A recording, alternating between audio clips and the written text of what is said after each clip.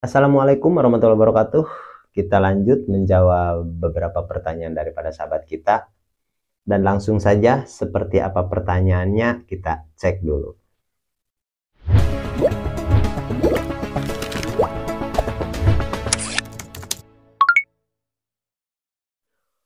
Oke, ini ada pertanyaan dari Pipo YUD2JQ. Dan yang ini ada pertanyaan juga di video sebelumnya yang saya sudah upload. Dan ini ada pertanyaan lagi di video berikutnya. Oke, pertanyaannya seperti ini. Penjelasan yang cocok sekali dengan realita. Penjelasan yang cocok sekali dengan realita saya. Belajar secara otodidak dalam 1000 ikan itu paling dapat sekitar 100 sampai 200 ribu rupiah sekali panen. Dapat 1,8 ton tebar 20.000 ukuran 7 sampai 10. Habis pelet 2 ton merek Sapir. Gimana menurut Akang? Tapi kalau boleh saya tahu, saya mau tahu daerahnya sih, daerah mana ini. Karena terus terang, ya maaf sih, saya pun jual Sapir juga. Saya pun jual pakan dari berbagai brand. Saya pun jual juga dari CJ, dari Dehes, dari Java, dari High Profit, Pepper TV seperti itu. Jadi lengkap. Cuman kalau 1,8 ton dapat ikan pakannya habis 2 ton, mananya minus tuh, minus.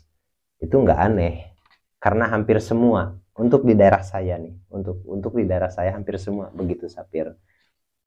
Untuk 1:1 di daerah saya nih khususnya untuk produk Sapir, untuk mendapat 1:1 itu agak susah di daerah saya, kecuali melakukan metode tertentu. Pertama, kita bibis pakan itu menggunakan probiotik, dan kita tambahkan yang lainnya lah seperti itu. Sewaktu-waktu kita tambahkan multivitamin, enzim dan lain sebagainya, dan itu baru seperti itu. Tapi kalau misalkan pakan itu kering saja, kita hambur begitu saja, memang itu normal. 2 ton pakan hanya jadi 1 ton 8 kintal, mananya hilang 2 kintal pakan itu normal. Itu normal sebenarnya, itu jangan kaget, memang begitu untuk di daerah saya. Makanya saya mau tanya, si abang ini daerah mana seperti itu, karena biasanya setiap daerah berbeda seperti itu.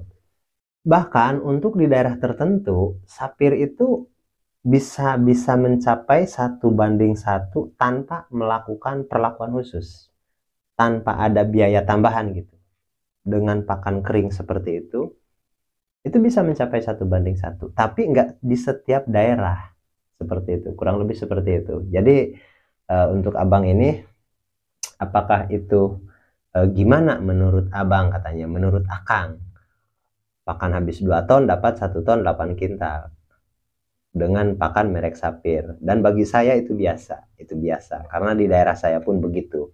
Kecuali ada di daerah sebelah tetangga kabupaten saya itu bagus, merek Sapir bisa 1:1. Bahkan kalau kita melakukan perlakuan khusus gitu, menambahkan probiotik dan lain sebagainya, multivitamin, itu bisa lebih dari 1:1. Mananya 1 ton pakan bahkan bisa mendapat 1 ton 1 kintal seperti itu. Ada bonusnya lah seperti itu. Tapi kalau untuk di daerah sendiri memang di daerah saya lah, khususnya daerah saya sendiri, itu memang kurang bagus seperti itu. FCR-nya lah kurang, bukan pakannya kurang bagus, bukan, FCR-nya itu agak sedikit minus karena mungkin apa ya, ataupun dari air seperti itu. Memang ada kemungkinan dari air sih, saya berpikir pun memang seperti itu, ada kemungkinan dari air. Oke, kita lanjut ke pertanyaan berikutnya. Oke, ini pertanyaan dari orang yang sama, cuman komentar di video berbeda, yaitu komentarnya ini di budidaya yang judulnya itu tanpa ilmu seperti itu. Jadi di situ kita budidaya di kolam tanah. Dan oke, jika memelihara ikan itu,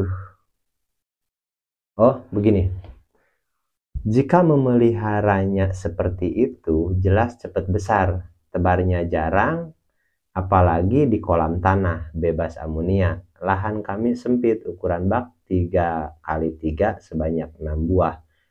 Kolam tanah 4x5 sebanyak 3 buah. Per kolam isi 5.000 ekor. Gimana Kang? Masih bisa ditambah kapasitasnya? Enggak, karena nambah lahan tak mungkin. Oke.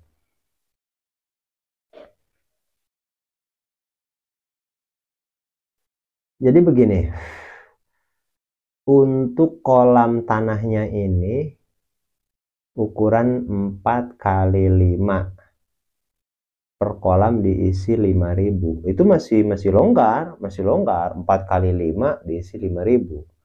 Kita tinggal hitung gini aja. Misalkan 4x5 kalau ketinggian 1 meter itu kan 20 kubik. Kalau per kubik 500, 5 kali 2 itu bisa 10.000. Dan saran saya 4x5 untuk kolam tanah sebenarnya itu sudah bisa 10.000 sudah. Tapi meskipun begitu, takut gagal paham juga. Meskipun begitu, ya minimal kita upgrade lah dari 5.000 ke 7.000 ekor seperti itu. Dan saya rasa itu aman, dari 5.000 ekor per kolam ukuran 4x5 kolam tanah, kita bisa upgrade ke 7.000 seperti itu, dan itu masih aman. Dan oke, kita lanjut ke pertanyaan berikutnya, yaitu Bang, tolong berbagi cara membuat probiotik. Oke, nanti saya belum tahu lagi nih jadwalnya kapan nih, karena itu kan bukan soal kalau berbagi cara buat probiotik. Sebenarnya ada, cuman mungkin kurang jelas karena di sini memang banyak request juga, gimana kalau menggunakan gula merah, gimana kalau menggunakan molase, gimana kalau menggunakan gula putih, seperti itu. Terus bakterinya itu kita menggunakan bakteri apa, apakah dari Yakult, apakah dari AM4, seperti itu. Jadi oke, untuk jelasnya nanti lebih detail lagi, lebih jelas lagi, saya akan buatkan khusus video pembuatan probiotik itu, tutorialnya langsung buat. Tapi kan itu ya minimal harus saya sediakan medianya dulu, karena kebetulan probiotik saya yang sudah ada, sudah jadi, maksudnya masih ada 2 galon, kurang lebih 40 literan, masih aman lah untuk 6-7 bulan, masih aman. Tapi oleh karena ini request, mungkin tetap saya nggak nunggu punya saya habis, saya mau buat untuk keperluan bikin konten lah bahasanya. Jadi insya Allah saya buatkan, cuman sabar saja, saya nggak bisa buatkan dalam minggu-minggu inilah, seperti itu, nggak bisa secepat itu. Mungkin bulan depan atau ya 1-2 bulan lah, saya bisa atur waktunya, kapan saya ada waktu untuk membuatkan tutorial itu, seperti itu. Sabar saja, nanti memang saya buatkan. Dan oke, kita lanjut ke pertanyaan berikutnya. Oh, ini masih dari orang yang tadi, yang Pipo YUD2JQ. Pertanyaannya adalah, saya tak lepas dari probiotik, tapi pernah terjadi kendala. Saya gunakan antibiotik, secara otomatis probiotik saya tinggal. Enggak mungkin dong kedua dijadikan satu. Gimana akang baiknya? Karena setiap budidaya pasti ada kendala. Oke, berarti di sini yang harus kita bahas adalah yaitu cara mengaplikasikan probiotik dengan antibiotik, karena itu dua apa namanya itu. Jadi kalau antibiotik kebanyakan yang dijual di toko yaitu kimia, kalau probiotik yaitu tergolong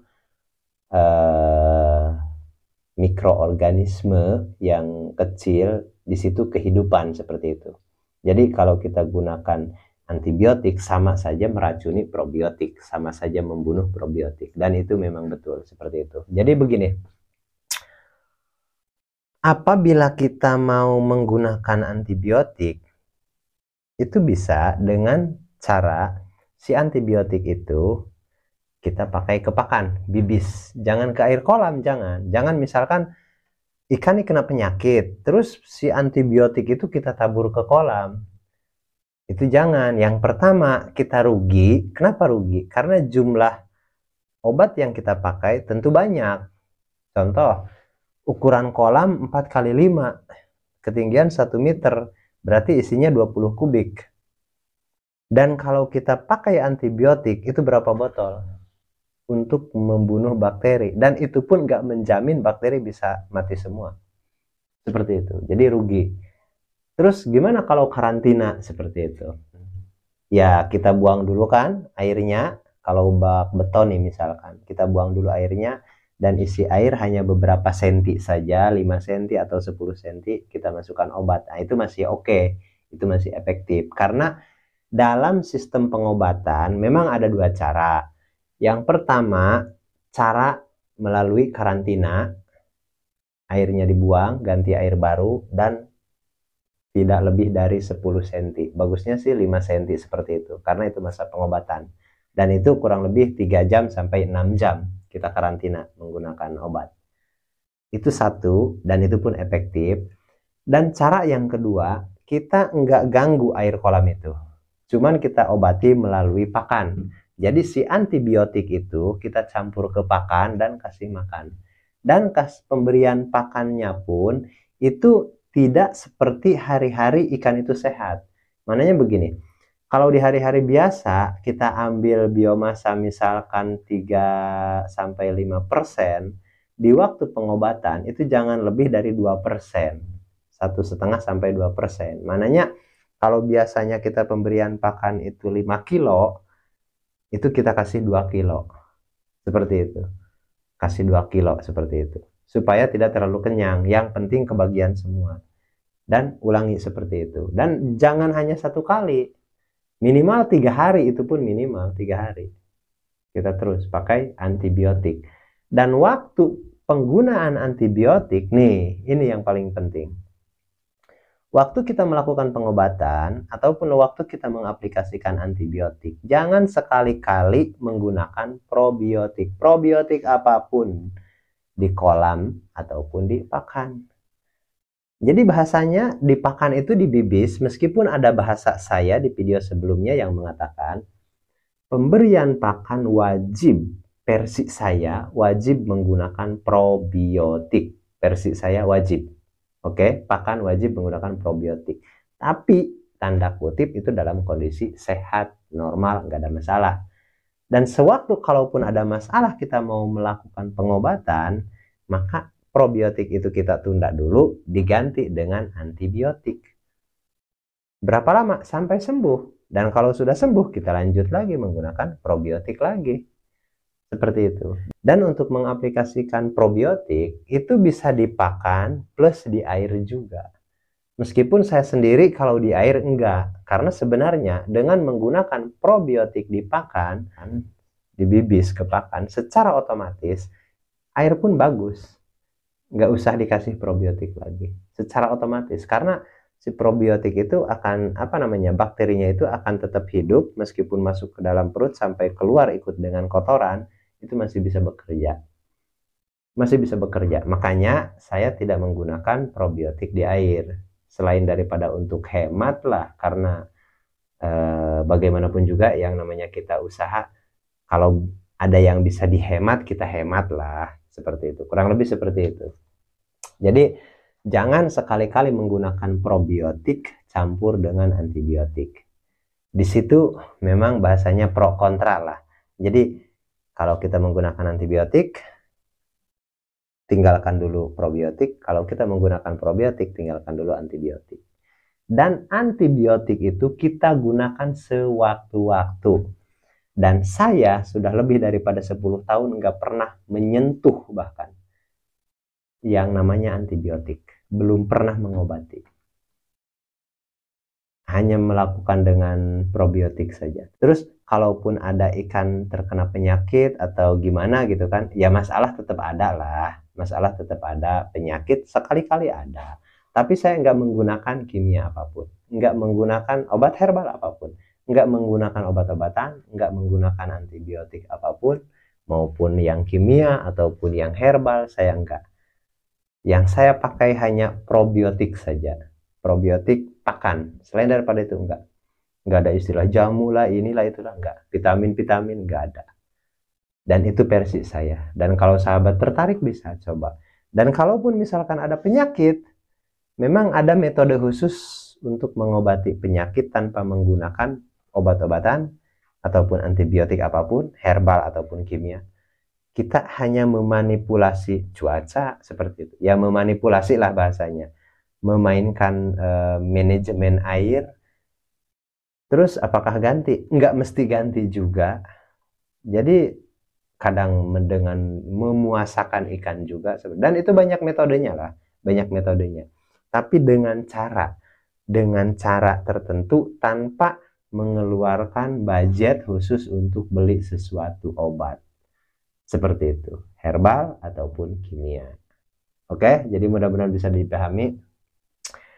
Jadi untuk sahabat kita ini, setiap budidaya pasti ada kendala. Ya, memang setiap manusia yang budidaya, bahkan saya sendiri, termasuk saya sendiri, tetap sewaktu-waktu itu ada penyakit itu ada. Tapi yang saya bilang, saya belum pernah menggunakan obat. Dan itu bisa dibuktikan. Dan kalaupun misalkan sahabat mau panggil saya sih bersedia untuk datang. Dan saya akan jelaskan one to one. Karena kalau di publik seperti ini, yang namanya juga publik, ya jangankan sesembarangan itu. Kan menurut mereka di luaran sana banyak yang mengatakan saya terlalu sembarangan gitu. Masa nggak pernah menggunakan obat, masa nggak pernah ganti air, masa nggak macam-macam. Dan sebenarnya itu sebenarnya bisa dijelaskan secara ilmiah. Keilmuannya itu bisa dijelaskan secara ilmiah. Seperti itu. Ada metode-metodenya dan itu bisa dipelajari dan mudah untuk siapapun dan dimanapun. Seperti itu. Kurang lebih seperti itu. Tapi untuk pelatihan online, cara yang itu nggak bisa. Karena itu lebih ada hubungannya dengan apa ya, belief system mungkin apa gitu. Jadi itu yang khusus offline sebenarnya, yang pelatihan offline, yang pelatihan yang saya langsung datang ke tempat itu, ke tempat sahabat, itu bisa metode itu. Jangan menggunakan obat, nggak ada istilah obat herbal apapun, antibiotik apapun, enggak. Yang pelatihan offline, khusus yang offline, budidaya lele, nggak perlu menggunakan apa-apa, melainkan hanya benih, pakan, dan probiotik. 3 saja. Benih, pakan, probiotik. Selain daripada itu, nggak menggunakan apa-apa, nggak ada modal tambahan. Seperti itu. Tapi itu khusus yang offline. Saya ulangi, yang offline, yang saya langsung membimbing di lokasi. Bukan yang online. Meskipun sahabat mengikuti fitur gabung, itu masih seperti biasa pada umumnya lah. Yang ada obat, ada penanganan seperti ya pada umumnya lah. Yang online. Karena bahasanya apa? Saya nggak bisa bertatap muka langsung. Karena terus terang, dari situ pun bahasanya kalau menurut ahli apa namanya, hipnoterapi atau apa namanya. Jadi di situ pun kita harus memerlukan sugesti juga gitu. Jadi lebih ke apa namanya ya, lebih ke apa namanya, memainkan pikiran juga sih mungkin. Tapi karena saya bukan ahli hipnoterapi, jadi saya kurang paham untuk menjelaskannya. Yang jelas, yang itu saya harus berbicara langsung, berhadapan, bertatap muka, ngobrol sambil ngopi. Di situ nanti akan saya terangkan secara ilmiah gimana cara kerjanya mengobati ikan tapi tanpa obat. Oke, kurang lebih seperti itu. Mudah-mudahan bisa dipahami. Dan yang ini cukup panjang penjelasannya karena kebetulan ini pertanyaan daripada orang yang sama. Ada beberapa pertanyaan dari 2 video. Jadi saya pikir takut terlalu panjang. Untuk pembahasan yang lainnya kita bahas di video berikutnya, dan untuk pembahasan yang ini saya rasa cukup sampai di sini dulu dan kita ketemu lagi di pembahasan berikutnya. Assalamualaikum warahmatullahi wabarakatuh.